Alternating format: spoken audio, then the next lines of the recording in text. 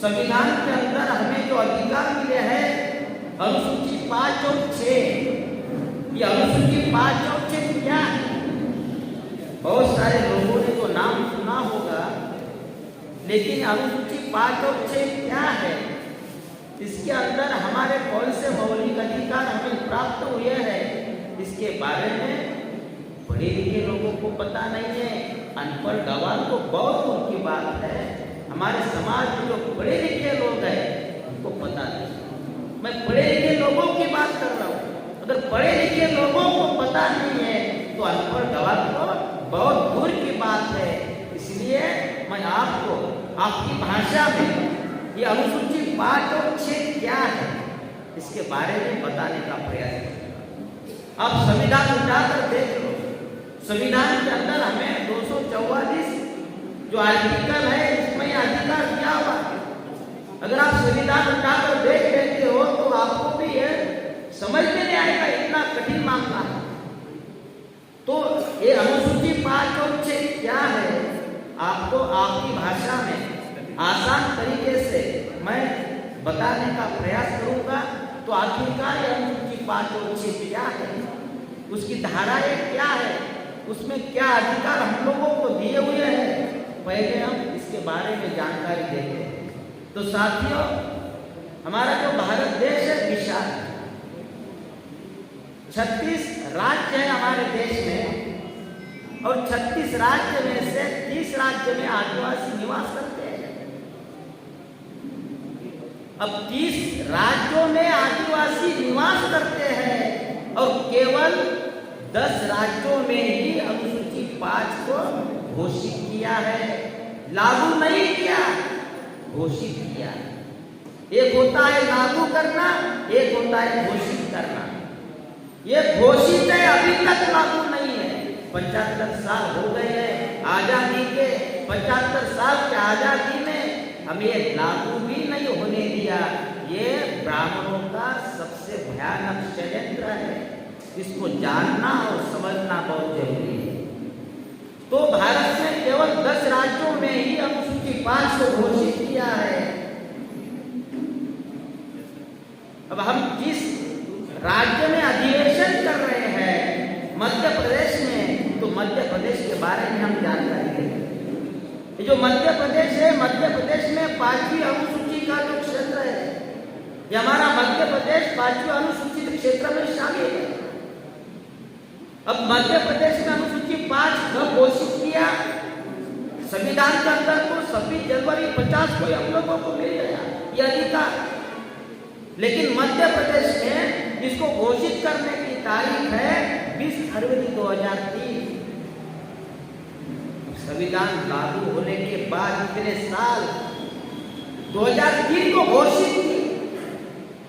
अब जो घोषित जिले हैं मध्य प्रदेश के, वो 20 जिलों में अनुसूची 5 को घोषित किया है। मध्य प्रदेश में 52 जिला है। मध्य प्रदेश आदिवासी बहुल क्षेत्र है। पूरे जिलों में मध्य प्रदेश के अनुसूची 5 को लागू करना चाहिए, लेकिन 52 जिलों में से केवल 20 जिलों को ही अनुसूची 5 क्षेत्र घोषित किया है। वो जिले हैं अलीराजपुर, अनूपपुर, बड़वानी, बालाघाट, बैतूल, बुरहानपुर, छिंदवाड़ा, धार, डिंडोरी, होशंगाबाद, झाबुआ, खंडवा, खरगोन, मंडला, रतलाम, सिवनी, शहडोल, श्योपुर, सीधी और उमरिया। ये 20 जिले हैं। जिस 20 जिले के 89 आदिवासी विकास खंड इसमें आते हैं, इतने एरिया को अनुसूची 5 घोषित कर दिया। अभी अनुसूची 5 घोषित कर दिया, अगर ये लागू होता तो क्या होता? लागू नहीं हुआ, इसलिए हमारा क्या सत्यानाश? तो ये अनुसूची 5 और 6 है क्या? तो अनुसूची 5 में अधिकार दिया हुआ है स्वायत्त शासन एवं प्रशासन का अधिकार, मतलब सेल्फ गवर्नेंस। आदिवासी का सेपरेट शासन होगा। यानी केंद्र सरकार और राज्य सरकार भी इसमें हस्तक्षेप नहीं कर सकती। इतना मौलिक अधिकार अनुसूची 5 में दिया हुआ है। ग्राम पंचायत से लेकर पंचायत समिति, जिला परिषद को स्वायत्त शासन का अधिकार होगा। यह अनुसूची 5 में दिया हुआ हमारा ये मौलिक अधिकार। अनुसूची 6 में हमारे मलकियत का अधिकार दिया हुआ है। मलकियत का अधिकार का मतलब होता है सेल्फ ओनरशिप, मतलब जो जमीन सरकारी है। अब हम जहाँ कार्यक्रम कर रहे हैं, अगर ये जमीन सरकार की है और ये एरिया अगर अनुसूची 5 घोषित है तो ये जमीन सरकार की नहीं होगी, आपकी होगी, आपके मालिक की होगी, आपके मालिकियत की होगी। यह अनुसूची 6 में कहा गया है जो जमीन सरकारी है और वो एरिया अनुसूची 6 घोषित है या लागू है तो वो जमीन सरकारी नहीं होगी, आदिवासी की होगी। इसको बोलते हैं मालिकियत का अधिकार। अभी अनुसूची 5 स्वशासन का अधिकार, प्रशासन का अधिकार, अनुसूची 6 मालिकियत का अधिकार। अब इनकी धाराओं को समझना बहुत जरूरी है। अनुसूची 5 में जो धाराएं दी हुई है जिसके अंतर्गत हमें मौलिक अधिकार मिल रहे हैं, उस धारा के बारे में हम लोगों को आज तक पता नहीं चला, ना हमने पढ़ने की कोशिश किया।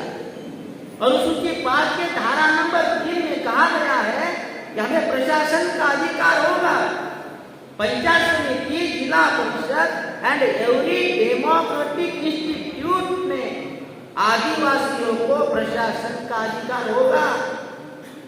मतलब कलेक्टर जो होता है, अगर हमारा जिला आदिवासी एरिया घोषित है तो हमारा स्पेशल कलेक्टर होगा आदिवासी का, और अनुसूची 5 का कलेक्टर होगा।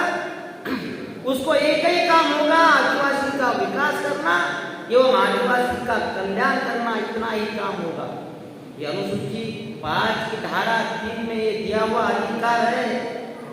इसमें एक और अधिकार दिया हुआ है कि शेड्यूल एरिया घोषित करने का, कोई भी जिला या राज्यों में आदिवासी अगर निवास करते हैं, वो एरिया शेड्यूल एरिया में नहीं है तो उस राज्य का राज्यपाल राष्ट्रपति को विज्ञापन देगा और बोलेगा कि जिले में, इस राज्य में इतने इतने एरिया में आदिवासी रहते हैं, इसको शेड्यूल एरिया घोषित किया जाए। ऐसा प्रस्ताव राष्ट्रपति को भेजेगा उस स्टेट का गवर्नर, और राष्ट्रपति फिर धारा नंबर 3 के अंतर्गत उस एरिया को अनुसूचित क्षेत्र घोषित करेगा। मध्य प्रदेश के 52 जिले हैं, केवल 20 जिलों में ही इसको लागू घोषित कर दिया है। लागू तो किया नहीं है, तो क्या 20 जिलों में ही आदिवासी निवास करते हैं? क्या 75 साल की आजादी में आपके स्टेट के जो एमएलए एमपी है उन्होंने धारा 3 के अंतर्गत ऐसा कोई प्रस्ताव भेजा है गवर्नर को कि हमारे इतने इतने जिले में आदिवासी निवास करते हैं और अभी उसकी 5 को अभी तक घोषित भी नहीं किया? ऐसा कोई प्रस्ताव, ऐसा कोई इतिहास आपके पास में है? पूरे देश भर में नहीं, तो आपके राज्य की बात नहीं है, पूरे देश भर में आदिवासियों के साथ में ये धोखाधड़ी की गई है। अनुसूची 5 की जो धारा 4 है उसमें जो कहा गया है कि जो एरिया अनुसूची 5 घोषित किया है, हमारा मध्य प्रदेश का एरिया 20 जिले अनुसूची 5 घोषित किए हुए हैं, तो इस प्रकार जो एरिया घोषित किया हुआ है धारा 4(1) के अंतर्गत उस एरिया में ट्राइबल एडवाइजर कमेटी का गठन करना होगा, ट्राइबल एडवाइजर काउंसिल का गठन करना होगा। और जो काउंसिल है जिसका गठन करना पड़ता है, उस कमेटी में 3/4 सदस्य एमएलए होंगे, विधायक होंगे। मध्य प्रदेश में कितने विधायक है सर? 47। मध्य प्रदेश में हमारे 47 विधायक है, तो ये 47 विधायकों में 3 चौथाई विधायक ट्राइबल एडवाइजर कमेटी के सदस्य होंगे, ऐसा इसमें लिखा हुआ है।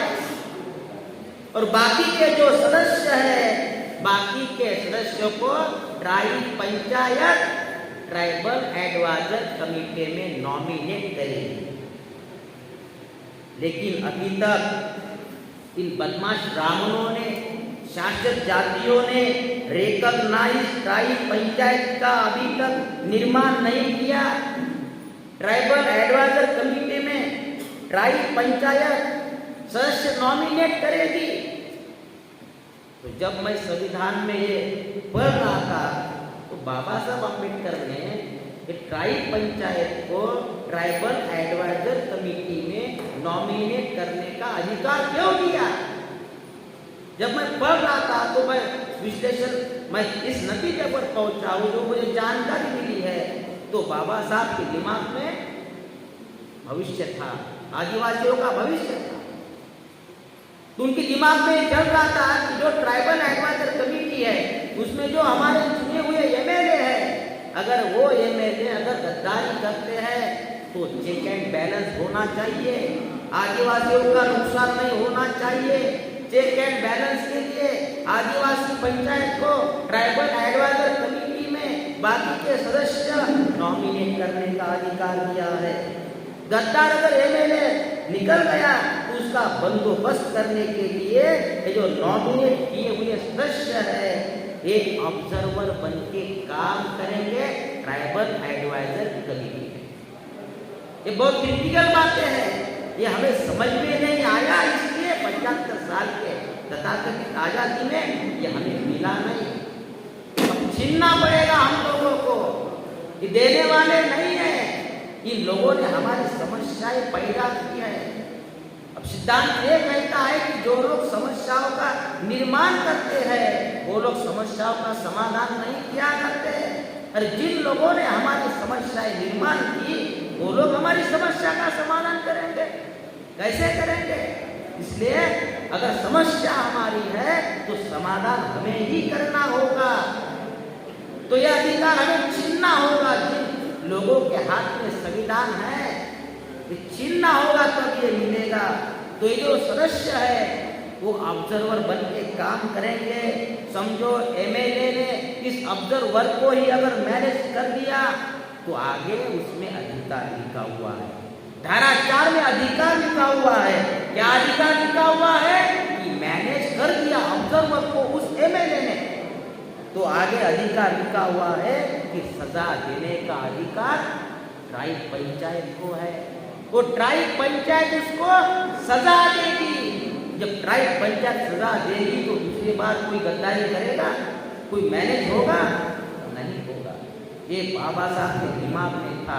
जब वो संविधान में अनुसूचित 5 से उन्होंने दिया, उन्होंने निर्माण किया, उन्होंने हमें अधिकार दिया, ये धाराएं दी, उनके दिमाग में इतिहास था हमारे महापुरुषों का, उसकी बदौलत ये हमें अधिकार मिले।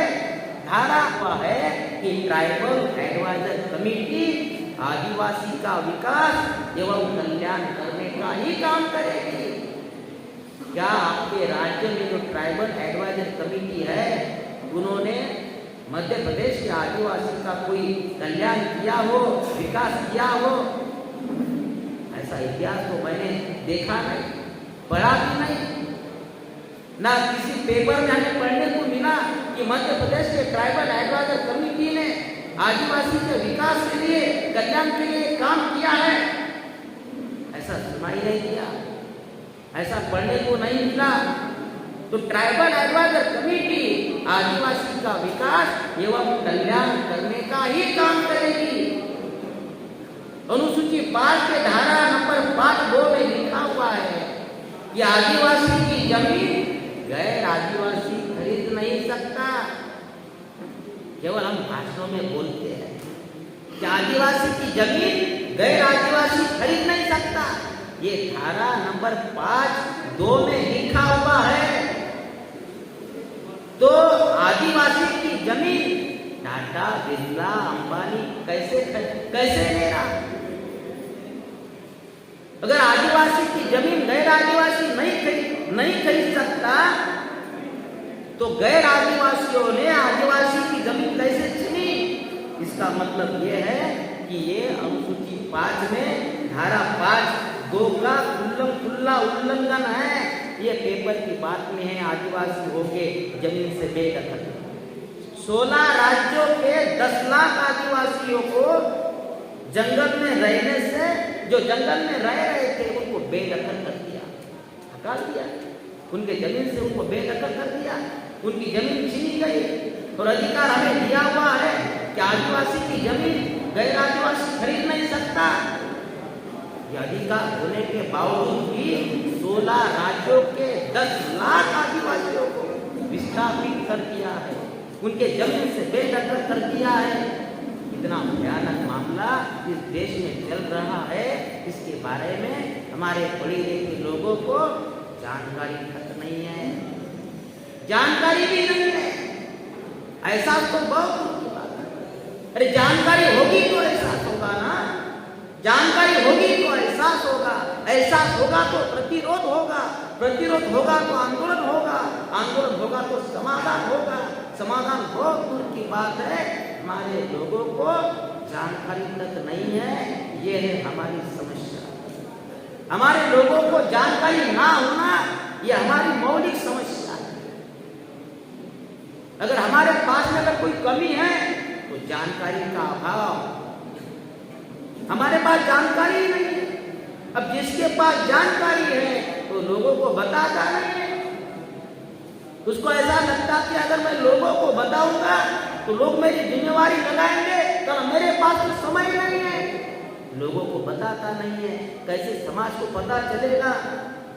तो साथियों, धारा 5(2) में जो अधिकार है, आदिवासी की जमीन गैर आदिवासी नहीं खरीद सकता, इसके बावजूद भी गैर आदिवासियों ने आदिवासी की जमीन छीनने का कार्यक्रम 75 साल में हो गया। उदाहरण के लिए मैं आपको बता दूं, ओडिशा में जाजपुर जिला है, टाटा का स्टील प्लांट वहां आ गया, क्योंकि ओडिशा या आदिवासी बहुल है, वहां जमीन के नीचे बहुत बड़े मौल्यवान धातु है, तो वहां टाटा आ गया। टाटा का स्टील प्लांट उसने वहां डेवलप कर दिया ओडिशा में, और वहां के आदिवासियों की हजारों एकड़ जमीन टाटा ने छीनी।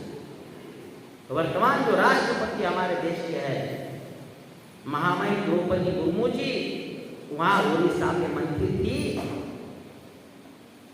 राज्य सरकार में मंत्री थी, तो उनके कार्यकाल में ओडिशा के हजारों आदिवासियों की जमीन छीनी गई, तो टाटा ने छीना। जब हजारों आदिवासियों की जमीन छीना तो हमारे आदिवासी लोगों ने शांतिपूर्ण तरीके से मोर्चा निकाला। हाथ में कोई शस्त्र नहीं है, लकड़ी भी नहीं हाथ में, तो शांतिपूर्ण तरीके से मोर्चा निकाला टाटा के विरोध में। सरकार ने आगे दिया गोली मार, 13 आदिवासियों की हत्या कर दिया। संविधान कहता है कि आदिवासी की जमीन गैर आदिवासी नहीं खरीद सकता। टाटा ने हजारों एकड़ जमीन लिया, हमारे लोगों ने विरोध किया, सरकार ने गोली मारने का आदेश दिया, 13 लोगों की हत्या कर दिया। तब द्रौपदी मुर्मू जी मंत्री थी, आवाज भी नहीं उठाया। आज हमारे देश के राष्ट्रपति क्या उम्मीद कर सकते हैं? उम्मीद करना हमारी मूर्खता है। हमारे महाराष्ट्र में नंदुरबार जिला आदिवासी बहुल एरिया है, 82% आदिवासी उस जिले में रहते हैं। वहां टाटा ने ट्रस्ट लाया। अब ये टाटा का जो ट्रस्ट है वो वहां काय के लिए आया? बताया गया कि नंदुरबार में बहुत बड़े पैमाने पर कुपोषण की समस्या पैदा हो गई है। आपको लगता होगा सारा कुपोषण किसी बीमारी का नाम रहा होगा, उस कुपोषण बीमारी नहीं है, ये भूखमरी है। खाने के लिए भी हमारे लोग भयंकर परिस्थिति पैदा हो गई है, खाने के लिए भी मोहताज है, खाने को नहीं मिल रहा, इसलिए हमारे जो बच्चे हैं कुपोषण के शिकार हो जाते हैं। और 5वां वो हैप्पी बर्थडे भी उसका नहीं होता, उसके पहले उसका राम नाम सत्य हो जाता। कुपोषण बहुत भयानक आदिवासी के अंदर पैदा हो गई है, क्योंकि खाने के लिए कुछ नहीं मिलता, काम धंधा नहीं है, उद्योग नहीं है, नौकरी नहीं है, शिक्षा नहीं है, कोई व्यवस्था नहीं है, तो कोई व्यवस्था ही नहीं है, तो जो बच्चे पैदा होंगे वो कैसे शिकार नहीं होंगे। तो टाटा ट्रस्ट वहां आ गई और बताया कि हम कुपोषण दूर करने के लिए यहाँ आ रहे हैं। अब टाटा का काम क्या है? तो धंधा करना है टाटा का काम, वो तो बनिया है। अब टाटा का काम धंधा करना है, तो कुपोषण दूर करने के लिए उसने टाटा ट्रस्ट काय के लिए बनाई? तो कुपोषण दूर करने के लिए नहीं बनाई। टाटा का और कुपोषण का कोई दूर दूर तक संबंध नहीं है। वहां जो साधन संपत्ति है, आदिवासी जहाँ निवास करते हैं, आदिवासी जहाँ निवास करते हैं, उस जमीन के नीचे मूल्यवान धातु है, उसकी लूट करने के लिए टाटा ने वहां ट्रस्ट लाई। टाटा जो है वो गैर आदिवासी है। अब टाटा अगर गैर आदिवासी है तो आदिवासी इलाके में वो कैसे आया? उसको तो अधिकार ही नहीं है हमारे इलाके में आने का। जो संविधान की 5वीं अनुसूची कहती है। अब जब वहां से वो आया तो वहां के आदिवासियों को विस्थापित कर दिया। वहां के आदिवासियों को अभी भी विस्थापित किया जा रहा है। पुनर्वसन के नाम पर आदिवासियों को विस्थापित किया जा रहा है। अभयारण्य प्रकल्प के नाम पर हमारे लोगों को विस्थापित किया जा रहा है। नक्सलवाद के नाम पर विस्थापित किया जा रहा है। अभी डीवीसी का मामला है, ये भी भयानक है। डीवीसी का मामला भी भयानक है। आने वाले समय में हमारे लोगों का सामूहिक नरसंहार किया जाएगा।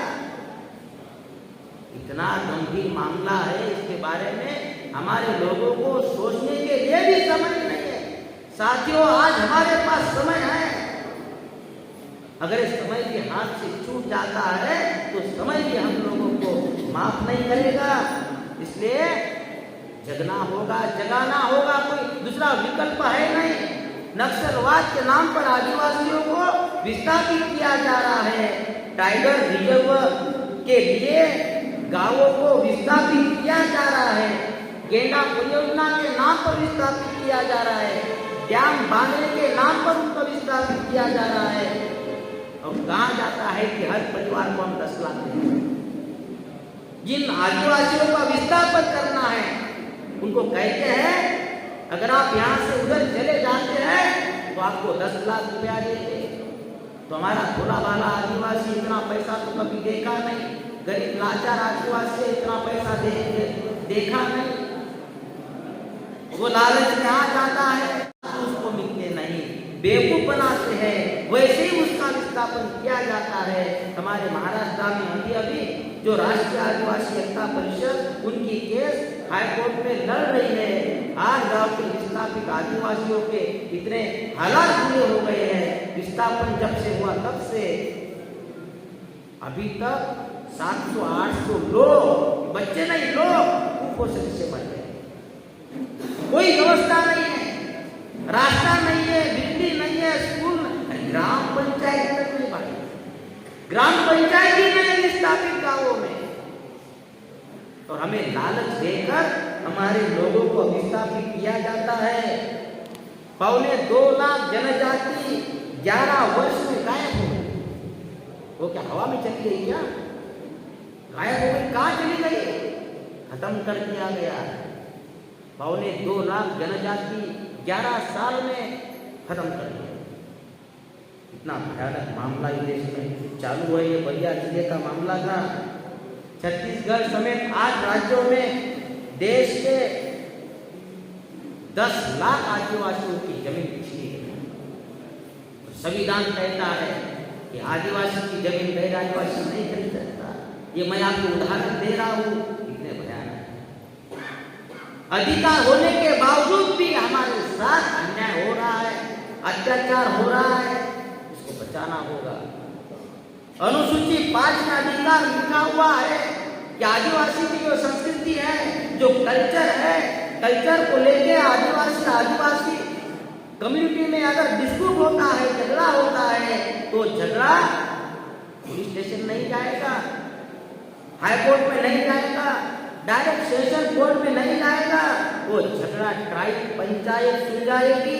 ये अधिकार ट्राइब पंचायत को दिया हुआ है अनुसूची 5 में। लेकिन भारत सरकार का जो शासक है, जो शासक जाति है, जो ब्राह्मण बनिया है, इन बदमाशों ने आदिवासी पंचायत का अभी तक निर्माण नहीं किया। हमारा आदिवासी का अधिकार वो चुराया और कंटा मुक्त अभियान चलाया। आपके मध्य प्रदेश में है क्या कंटा मुक्त अभियान? है क्या कंटा मुक्त अभियान? हमारे महाराष्ट्र में अगर गांव में कोई झगड़ा होता है तो झगड़ा सुलझाने का काम उस गांव में एक व्यवस्था कर दिया, उसका नाम है कंटा मुक्त समिति। उसका आदेश बनाया जाता है। गांव में झगड़ा होता है तो पुलिस स्टेशन जाने की जरूरत नहीं है, वो दंता मुक्ति का जो अध्यक्ष है वो सुलझाता है। तो यह अधिकार तो हमारा था, ये चुराया और कंटा मुक्त अभियान चलाया। अब किसके नाम शुरू कर दिया? महात्मा गांधी कंटा मुक्ति अभियान। साला जिस आदमी ने हमारे समाज में झगड़े लगाने का काम कर दिया, उसके ही नाम पर कंटा मुक्त अभियान शुरू कर दिया। ये बदमाशी है, ये बदमाशी का अलावा कुछ नहीं है। तो हमारा अधिकार था, ये चुराया। आदिवासी की जो कला है, उसको जो सभ्यता है, उसकी जो संस्कृति है, उसका अस्तित्व अगर संकट में होगा, जल जंगल जमीन अगर असुरक्षित होगी तो उसे सुरक्षित रखने का अधिकार सरकार का है।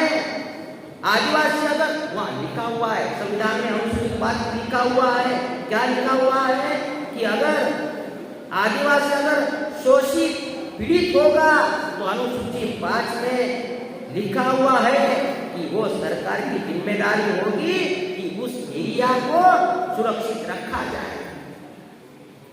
लेकिन आदिवासियों को तो विस्थापित किया जा रहा है, उसकी कला सभ्यता संस्कृति तो खत्म हो गई है। आदिवासियों को हिंदू बनाने का काम शुरू हो गया है। हमारे लोग विश्व हिंदू परिषद बजरंग दल आरएसएस में काम कर रहे हैं, हमारे लोग। इतना भयानक मामला इस देश में चालू है कि अगर संविधान के अंदर अगर आदिवासियों का अधिकार मिले हैं तो किस आधार पर मिले हैं? उसकी कला, उसकी सभ्यता, उसकी भाषा, उसकी संस्कृति, उसकी कल्चर, जिसके आधार पर संविधान में अधिकार मिले हुए हैं। ये ब्राह्मणों को पता है कि डॉक्टर बाबा साहब अम्बेडकर ने आदिवासियों को इस आधार पर अधिकार दिया हुआ है, तो ब्राह्मणों ने इसको ही खत्म करने का काम शुरू कर दिया। जिस आधार पर अधिकार मिल गए, उस अधिकार को ही खत्म करने का काम ब्राह्मणों ने देश में शुरू कर दिया। तो हमारी हम भाषा भूल गए। अब मैं गोंड जाति से हूँ तो मेरी गोंडी भाषा मैं भूल गया, मुझे बोलते नहीं आता। अब क्यों बोलते नहीं आता? विस्थापन की समस्याएं तो पैदा किया है। विस्थापन की समस्या से हम हमारी भाषा भूल गए, हमारी संस्कृति भूल गए, सब कुछ भूल गए। तो जल जंगल जमीन को सुरक्षित रखने का अधिकार सरकार का होगा। आदिवासी सभ्यता को सुरक्षित रखा जाए, ये तो सरकार की जिम्मेवारी थी, मगर सरकार सुरक्षित रखने के बजाय बेदखल कर रही है। वहां से आदिवासियों का पलायन करके उसको मजबूर कर रही है, विस्थापित कर रही है। कि इतना गंभीर मामला है। अनुसूची 5 में एक बहुत मौलिक अधिकार है। 3 प्रकार के रिजर्वेशन है। पहला रिजर्वेशन जिले का, दूसरा रिजर्वेशन स्टेट का, तीसरा रिजर्वेशन सेंटर का। अगर आपका बैतूल जिला है, बैतूल जिले में अगर आदिवासी 10-15% रहते हैं, अगर शिक्षकों की अगर भर्ती निकलती है तो सबसे पहले उस एरिया के जो हमारे पढ़े लिखे बच्चे हैं, अगर 15% आबादी है तो 15% शिक्षकों को भर्ती करना पड़ता है। ये पहला अधिकार है जिला का, ये उसमें लिखा हुआ है। दूसरा अधिकार यह है रिजर्वेशन का कि आपके स्टेट में आपकी कितनी जनसंख्या है उसके आधार पर वो रिजर्व होगा। तीसरा अधिकार सेंटर का है, 7.5% आपको मिला है तो 7.5% हमारे एरिया के लोगों को नौकरी दिया जाएगा। ये 3 प्रकार के रिजर्वेशन की व्यवस्था अनुसूची 5 में लागू कर दिया है। इसके बारे में हमारे लोगों को अभी तक पता नहीं है, क्योंकि उसको अभी तक लागू ही नहीं कर दिया। भारत के संविधान में बाबा साहब ने जो संविधान किया है, ये आदिवासी के लिए स्पेशल संविधान है। कौन सा? आर्टिकल 244। 1950 के पहले हमारे लिए संविधान नहीं था। 1950 के पहले कौन सा कानून था? बीपीसी, ब्राह्मण पिनल कोड। इसका मतलब है मनुस्मृति। 1950 के पहले बीपीसी था।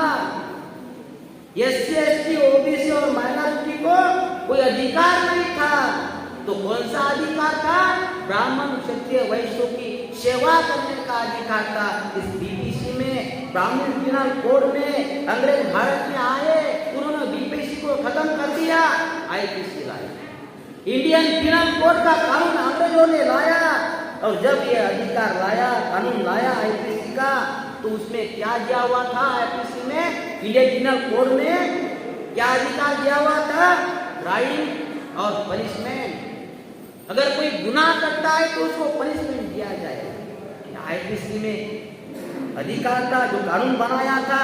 जब ये कानून अंग्रेजों ने बनाया, इसके तहत सबसे पहले ब्राह्मणों का जो एक आदमी था, नंद कुमार देव नाम का, उसको फांसी पर लटकाया।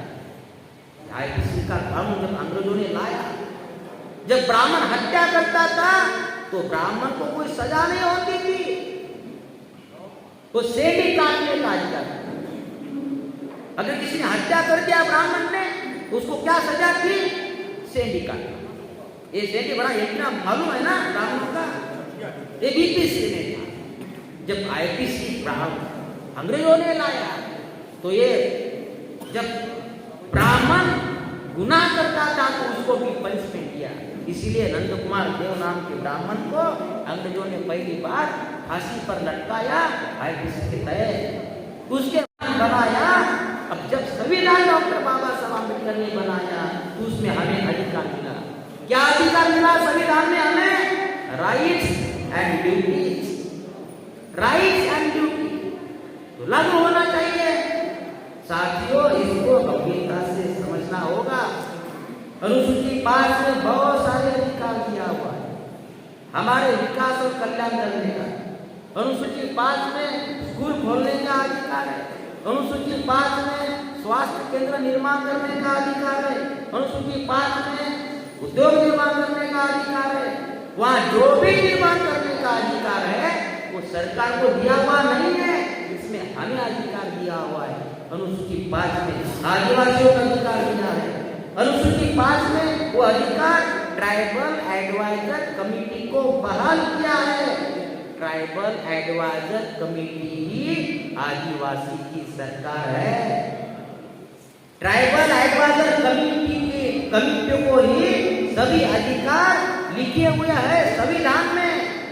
अनुसूची 5 को लागू कर दिया तो निर्णय लेने का अधिकार हमारे पास है।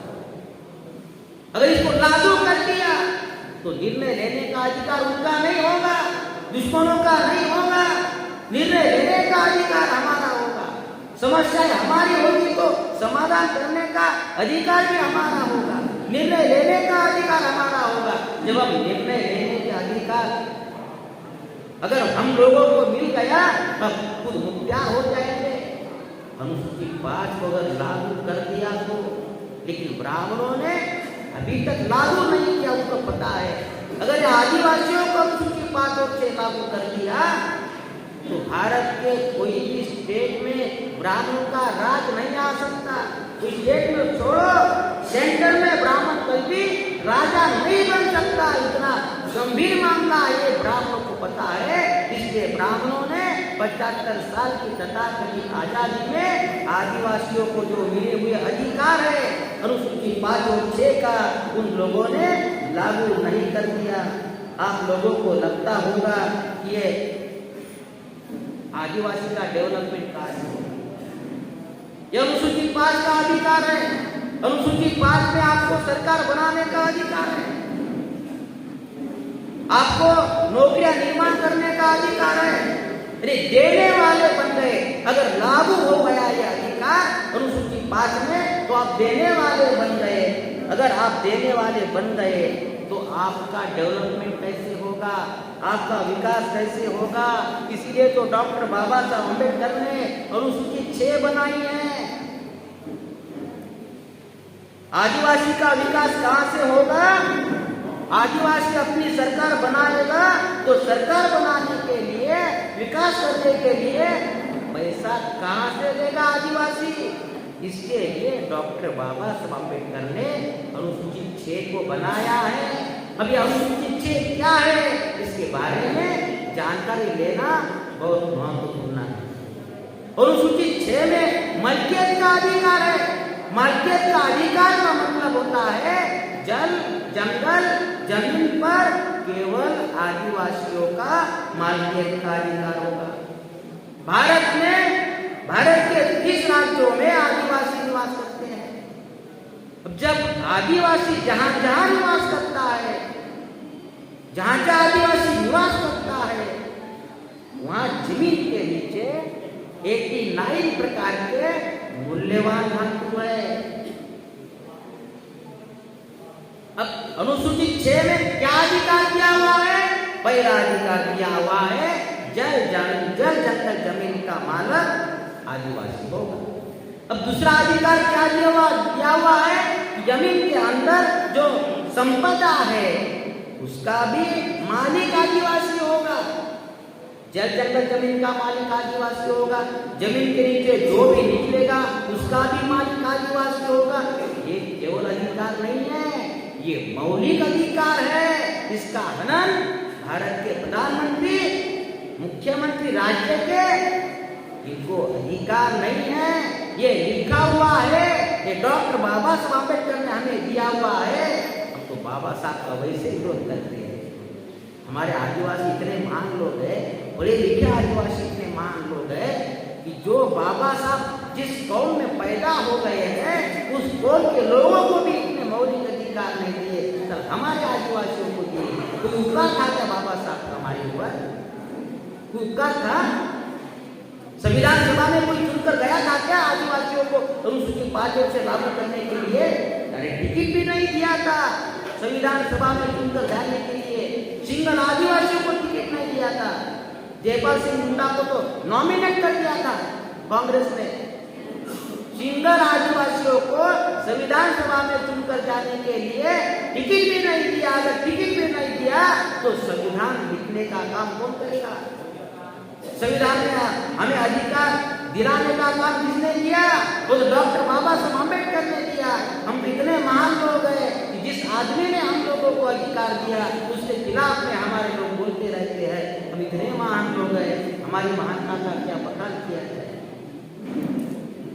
साथियों, इतना गंभीर मामला है।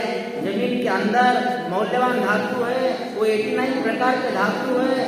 सोने है, चांदी है, बॉक्साइड है, यूरेनियम तो इतना महंगा है, ये केवल आदिवासी एरिया में ही मिलता है, बाकी कहीं पे मिलता नहीं यूरेनियम।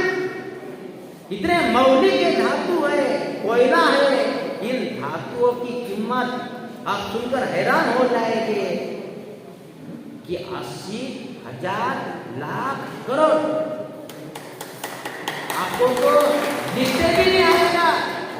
80,000 लाख करोड़ रुपए का मालिक भारत का आदिवासी है।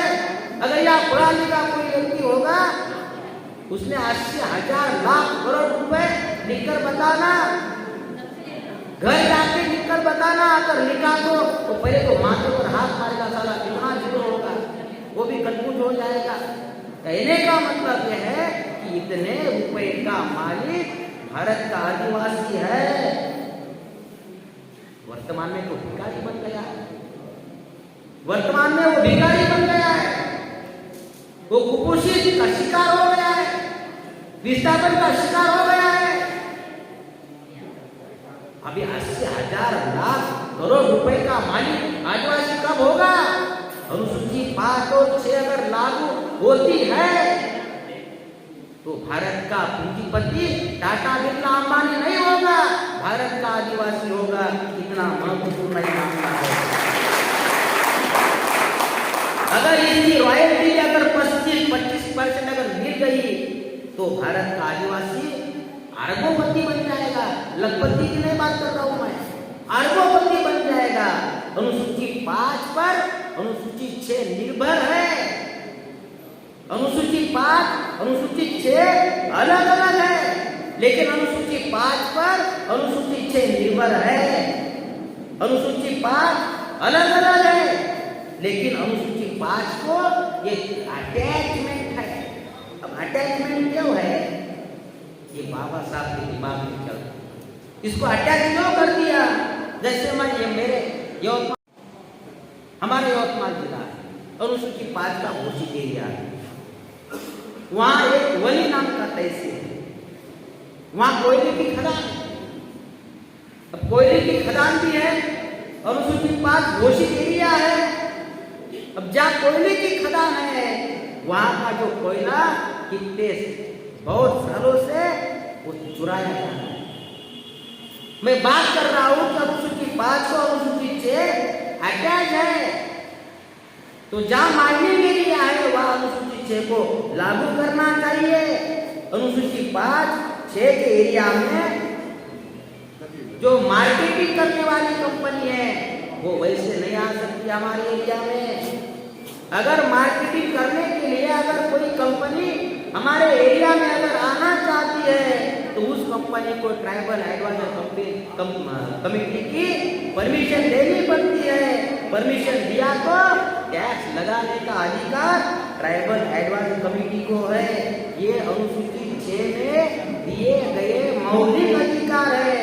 अनुसूचित एरिया में जमीन के अंदर मिलने वाले जो धातु है वो धातु को निकालने का अधिकार ना राज्य सरकार को है ना केंद्र सरकार को है। अगर धातु को निकालना है तो ट्राइबल एडवाइजर कमेटी और आदिवासी पंचायत की परमिशन के बगैर किसी को भी वो धातु निकालने का अधिकार नहीं है। इतना मौलिक अधिकार है। इतना मौलिक अधिकार होने के बावजूद भी हम लोगों को इसके बारे में कतई पता नहीं, कुछ भी पता नहीं है। अगर परमिशन अगर हमारे लोगों ने दिया, मार्केटिंग करने वाले कंपनी को परमिशन दिया कि आ जाओ भाई हमारे एरिया में मार्केटिंग करो, तो टैक्स देना पड़ता है। जब टैक्स मिलेगा हम लोगों को तो जो टैक्स है वो टैक्स को रॉयल्टी देनी पड़ती है। जब वो रॉयल्टी हम लोगों को मिलेगी तो ये रॉयल्टी डिस्ट्रिक्ट ऑटोनॉमस काउंसिल में जमा करनी होगी। ये लिखा हुआ है संविधान में। डिस्ट्रिक्ट ऑटोनॉमस काउंसिल क्या है? ये आदिवासियों की रिजर्व बैंक है। जैसे भारत सरकार की रिजर्व बैंक है RBI, वैसे हमारी रिजर्व बैंक है। तो बाबा साहब ने हमारे लिए क्या करना चाहिए, कितना करना चाहिए? अलग से बैंक का निर्माण कर दिया, उसका नाम है डिस्ट्रिक्ट ऑटोनॉमस काउंसिल। इस पैसों से आदिवासी अपनी सरकार बनाएगी, विकास और कल्याण का काम करेगी। हमें सरकार से 1 रुपए की मांगने की जरूरत नहीं है, लेकिन हम मांगने वाले हैं। ब्राह्मणों ने हमें मांगने वाले में तब्दील कर दिया है। अब मांगने वाले को वो भिखारी कहते हैं। जो हम राजा हुआ करते थे, ब्राह्मणों ने हमें मांगने वाला बना दिया है। 15/4 और 16/4 में आदिवासियों के लिए स्पेशल बजट का अधिकार है। अगर आपका जो स्टेट है, आपके स्टेट में जितना टैक्स वसूला होता है उसमें से आदिवासियों को अलग से बजट निकालना पड़ता है, और वो बजट केवल आदिवासियों के विकास के लिए ही खर्चा करना पड़ता है। तो ये अनुसूची 5 और 6 में दिए हुए ये मौलिक अधिकार है। इस पर पूरे भारत में जो आदिवासियों के संगठन चलाने वाले लोग हैं, मुझे नहीं लगता कि उन लोगों ने इस पर कभी बहस किया हो, इस पर कभी चर्चा किया हो। ऐसा तो मुझे कभी सुनने में नहीं आया। तो ये अनुसूची 5 और 6 के जो मौलिक अधिकार है, मैंने आपको बताने का प्रयास किया। मुझे तो समझ में आया, लेकिन आपको समझने में आना चाहिए, इसलिए आपकी भाषा में मैंने बताने का प्रयास किया। अब जितना आपको समझ में आया, अपने समाज में इसका प्रचार करो, प्रसार करो, प्रसार करो, जगाओ, जागरूक करो। अगर ऐसा करोगे तो ही हमारे लोग जागरूक हो जाएंगे। जब उनको पता चलेगा, अरे इतने मौलिक अधिकार है, 75 साल हो गए, सारा जानकारी तक हमारे लोगों को नहीं है। इस पर हमारे लोग काम नहीं करते हैं। क्यों काम नहीं करते हैं? पता ही नहीं है। पता ही नहीं है तो कहाँ से जानकारी होगी? तो ये जानकारी देना बहुत जरूरी है। दूसरा जो सब्जेक्ट है वो भी बहुत खतरनाक है।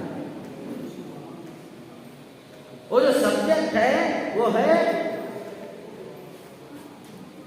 डिविजन के नाम पर देश में रहने वाले लोगों के विकास का कार्यक्रम होता। अगर ये ऐसा होता तो 31वां साल चल रहा है डेवलपमेंट का, डेवलपमेंट ऑफ द कंट्री का 31वां साल चल रहा है। तो इस 31वें साल में आंकड़े सामने भयानक आंकड़े हैं। अगर ये हमारे लोगों के विकास का कार्यक्रम होता तो जो आंकड़े मैं आप सामने प्रस्तुत कर रहा हूँ भयानक आंकड़े हैं। 31 साल में जो उन लोगों ने विकास का कार्यक्रम चलाया, आंकड़े बाहर आ गए कि 29 करोड़ लोगों का इनकम प्रति व्यक्ति प्रतिदिन 6 रुपया है। 26 करोड़ लोगों का इनकम प्रतिदिन प्रति व्यक्ति 11 रुपया है। 28 करोड़ लोगों का इनकम प्रति व्यक्ति प्रतिदिन 20 रुपया है। 29 करोड़ लोगों का इनकम अगर रोज का अगर 6 रुपया है तो कितना महीना हो गया? 180 रुपया। अब 180 रुपया कमाता है महीने का। यहां तक लाकर खड़ा कर दिया हमारे लोगों को। मिनिमम 6 रुपया और मैक्सिमम 20 रुपया ये लोग कमाते हैं। इससे सिद्ध होता है कि डेवलपमेंट ऑफ द कंट्री का कार्यक्रम भी हमारे विकास का कार्यक्रम नहीं है, बल्कि उनके विकास का कार्यक्रम है। और उसके विकास के लिए SC, OBC और माइनॉरिटी के लोगों की जमीन हड़पने का काम शुरू कर दिया। स्पेशल इकोनॉमिक जोन का जो उन लोगों ने कानून बनाया है, SEZ का जो कानून बनाया है, उस पर आंख बंद करके हमारे जो राष्ट्रपति थे, तो कब क्या मौलाना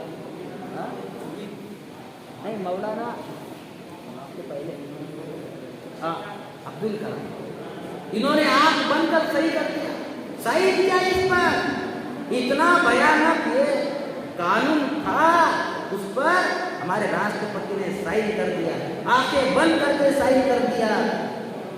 इसके अंतर्गत आदिवासियों की और दूसरे लोगों की जमीन विकास के नाम पर हड़पने का अभियान पूरे देश भर में चलाया जा रहा है। साथियों, तो विकास के लिए जमीन चाहिए। अब विकास करना है तो विकास के लिए जमीन चाहिए। जब विकास के लिए जमीन चाहिए तो इंडस्ट्री लगानी है, इंडस्ट्री लगानी है तो जमीन चाहिए। जमीन के बगैर इंडस्ट्री नहीं लगा सकते। अब जमीन नहीं होगी तो कोई इंडस्ट्री वो क्या हवा में लगाएंगे क्या? इंडस्ट्री लगाने के लिए तो जमीन चाहिए ना। और जमीन आदिवासी इलाकों में आदिवासियों के पास में है। आदिवासी इलाके में इंडस्ट्री लगानी है तो आदिवासी की ही जमीन रखना होगा। ये जो विस्थापन का जो समस्या है ना, ये इस प्रकार पैदा हो गई है। ऐसे ही नहीं पैदा हो गई, ये हवा में नहीं पैदा हो गई, ये हमारी समस्याएं पैदा कर दी है शासन जाति के लोगों ने। तो ये जमीन हड़पने का काम शुरू हो गया है। तो इस तरह से आदिवासियों की जमीन हड़पने का अभियान सारे देश भर में चल रहा है। और आदिवासी इलाके की जो जमीन है, उस जमीन के नीचे मौल्यवान धातु है। अभी मैंने आपको इसकी कीमत बताई। और देश में अगर 100% धातु है, देश में अगर 100% धातु है तो अकेले 80% धातु आदिवासी इलाके में है। कितनी भयानक! हमारे लोगों को पता नहीं है, जानकारी नहीं है। इसका मतलब यह है कि भारत के आदिवासी सबसे अमीर लोग, 80% डाकू आदिवासी इलाके में है, जिसका मालिकाना हक आदिवासियों के पास में है। जमीन उनकी होने की वजह से तो आदिवासी देश के सबसे अमीर लोग हैं। और आज सबसे ज्यादा संकट में कौन है? आदिवासी सबसे ज्यादा संकट में है। आदिवासी के इलाके में जो जमीन है, जमीन के नीचे मौल्यवान धातु होना, ये आदिवासियों के संकट का मूल कारण है। विकास करने के लिए जमीन के नीचे जो धातु है वो उनको चाहिए, मिनरल्स है वो चाहिए। अब उसके बगैर डेवलपमेंट की कल्पना ही पॉसिबल नहीं है। मान लो बिजली तैयार करना है, तो जो बिजली है, बिजली को तैयार करना है, तो बिजली तैयार करने के लिए खास प्रकार का धातु लगता है। वो धातु आदिवासी इलाके में उपलब्ध है।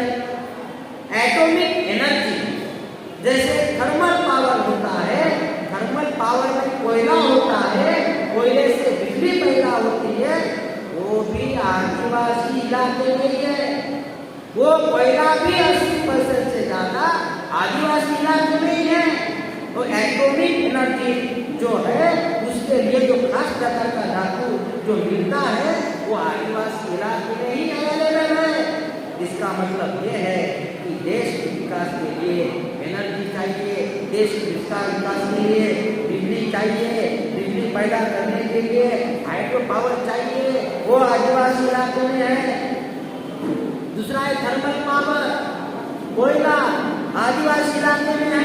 तीसरा है जमीन, वो जमीन के नीचे जो यूरेनियम है वो भी आदिवासी इलाके में है, जिससे एटॉमिक एनर्जी बनाई जाती है। ये सब धातु आदिवासी इलाके में है। बिजली के बगैर डेवलपमेंट की कल्पना भी पॉसिबल नहीं है। अगर बिजली माइनस कर दो तो डेवलपमेंट संभव ही नहीं है। मॉडर्न एज में, आधुनिक समय में बिजली के बगैर कोई उद्योग नहीं कर सकता।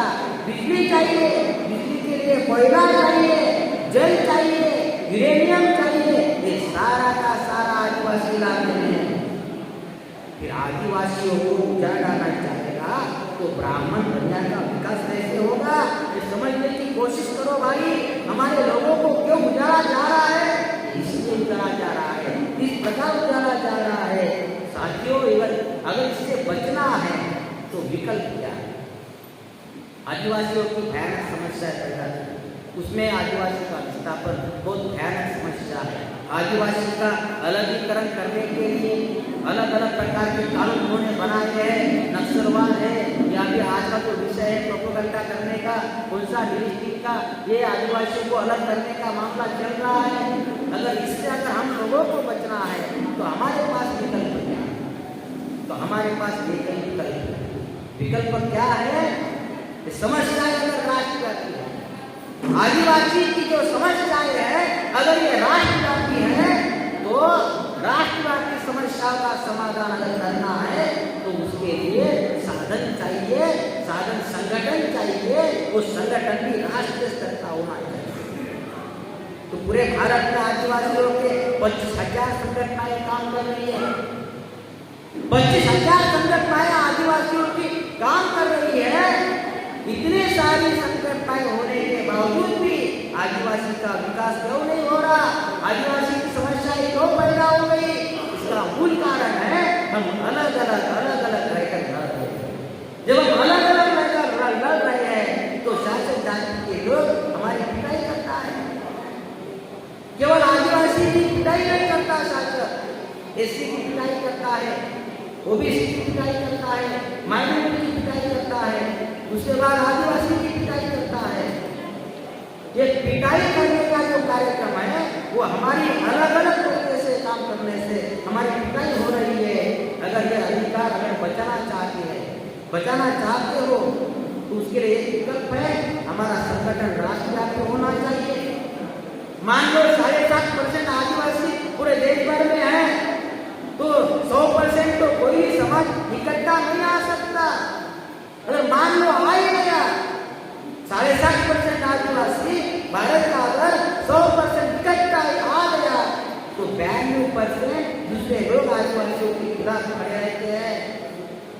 आप अपनी समस्याओं का समाधान कैसे करोगे? जो आदिवासी की समस्याएं है पूरे भारत में, वही समस्या ओबीसी की भी है, वही समस्या एसटी की भी है, वही समस्या एंटी की भी है, वही समस्या इन लोगों में जो धर्म परिवर्तन किया उन लोगों की है। अगर समस्याएं सभी की है तो समाधान करने के लिए सभी लोगों को इकट्ठा आना होगा। केवल आदिवासी मूल निवासी नहीं है। जब आदिवासी खुद को ही मूल निवासी कहता है तो वह एससी ओबीसी माइनॉरिटी से खुद को अलग करता है। ये तो ब्राह्मणों का काम कर रहे हैं, ये तो खुद की पिटाई करने के लिए अब उनको मंजूरी दे रहे हैं। इसको सदैव रहना होगा। अब सभी मूल निवासी लोग हैं हम लोग, हमारा डीएनए एक है। अब जो विदेशी लोग हैं ब्राह्मण, वो तो आदिवासियों को बोल रहे हैं विदेशियों 5000 साल पूर्व आपके वंशज आए थे, वो ब्राह्मण हम लोगों को विदेशी कह रहा है, जबकि हम इस देश के मालिक है, हम इस देश के स्वामी हैं, हम इस देश के रहने वाले मूल निवासी है। वो ही हम लोगों को विदेशी कह रहा है।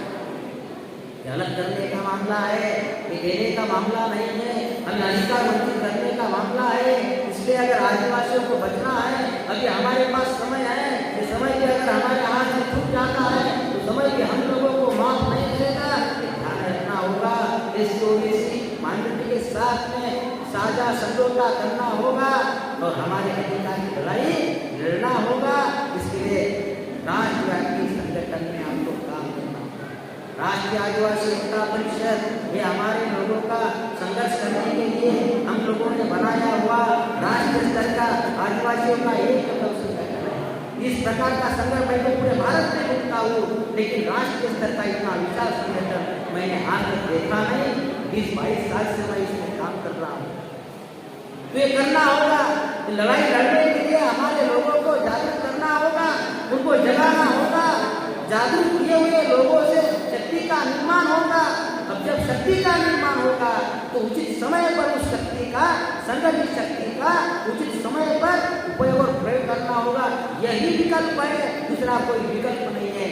राष्ट्रव्यापी आंदोलन निर्माण किए बगैर हम हमारी समस्याओं का समाधान नहीं कर सकते हैं। इसलिए साथियों, आप लोगों से अनुरोध है, अगर हम अपनी समस्याओं का समाधान करना चाहते हैं तो बाम से राष्ट्रीय आदिवासी एकता परिषद, राष्ट्रीय आदिवासी कर्मचारी संघ, ये जो हमारे राष्ट्रीय स्तर के संगठन है, इसमें सहभागी होना होगा।